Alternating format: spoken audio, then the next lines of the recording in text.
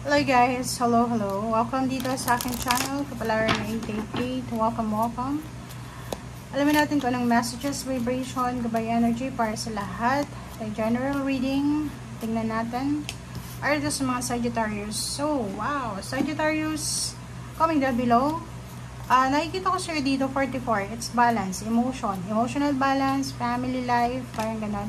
So, nakikita ko sa'yo dito na posibleng isang OFW na Sagittarius or pwedeng nasa ibang lugar lang ang mag-homecoming. So, pauwi siya ng bansa or pauwi siya ng Pilipinas or pauwi siya ng probinsya, pauwi siya ng pamilya niya. And nakikita ko na pamilya yung parang balance mo. Sila yung lakas mo. So, nakikita ko na itong homecoming na to, itong meetings na to, itong energy na to ay sobrang maganda, solid. Number 3, dreams. So, yung dreams na to, nakikita ko siya dito na maraming mga panaginip ka na paulit-ulit na nangyayari sa panaginip mo na hindi ka masyadong aware. Dito sinasabi na bantayan mo lahat ng panaginip mo.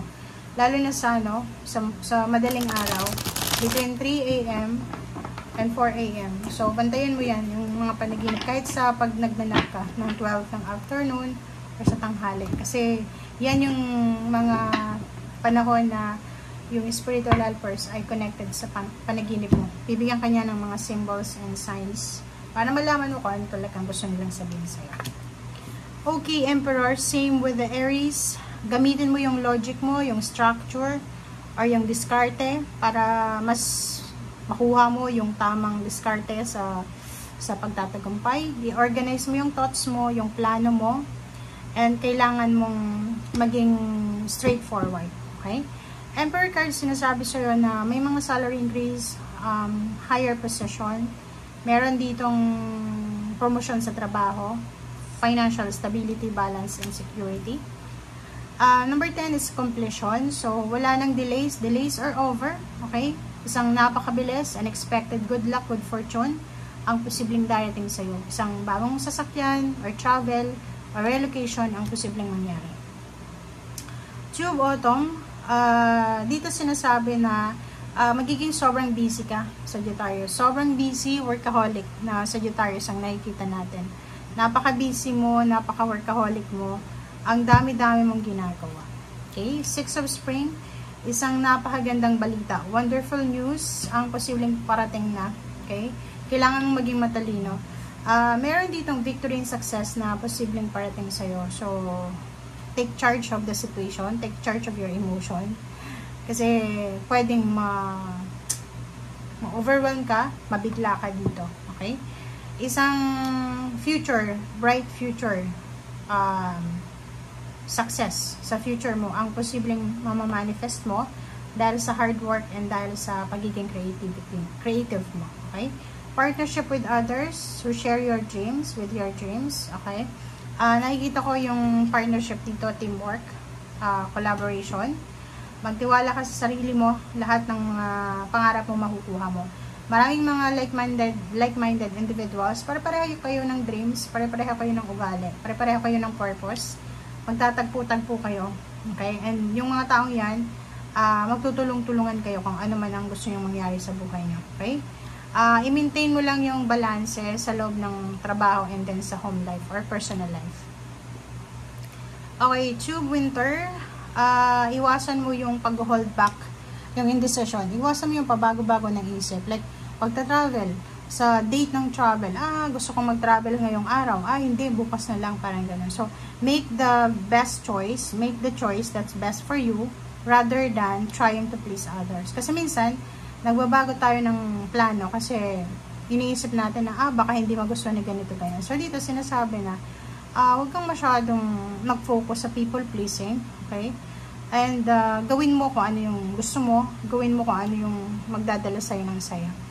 Ace of Autumn, congratulations dito sa Sagittarius kasi sinasabi sa'yo dito ng Ace of Autumn and Two of Spring na isang future manifestation, a windfall of money, diba?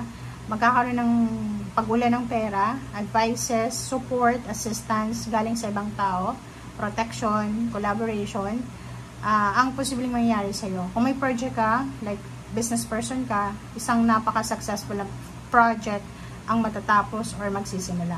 Isang napaka-happy, napakaganda na pagbabago sa trabaho, sa career ang mangyayari.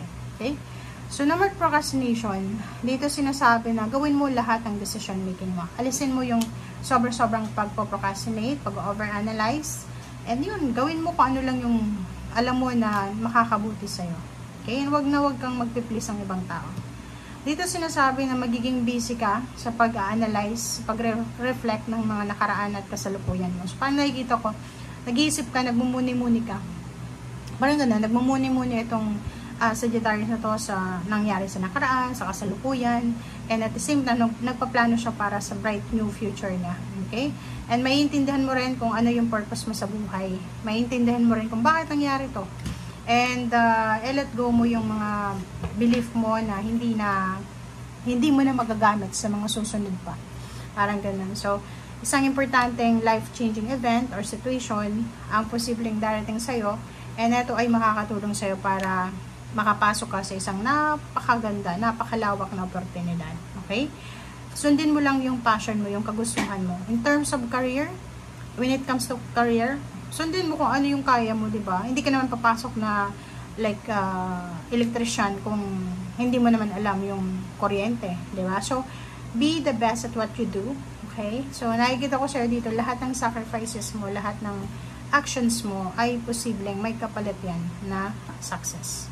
Hey, YouTube Spring, relationship, love life, nakikita ko yung falling in love. So, unexpected kasal, unexpected love life, encounter, may mga resolution of problems sa financial or emotional.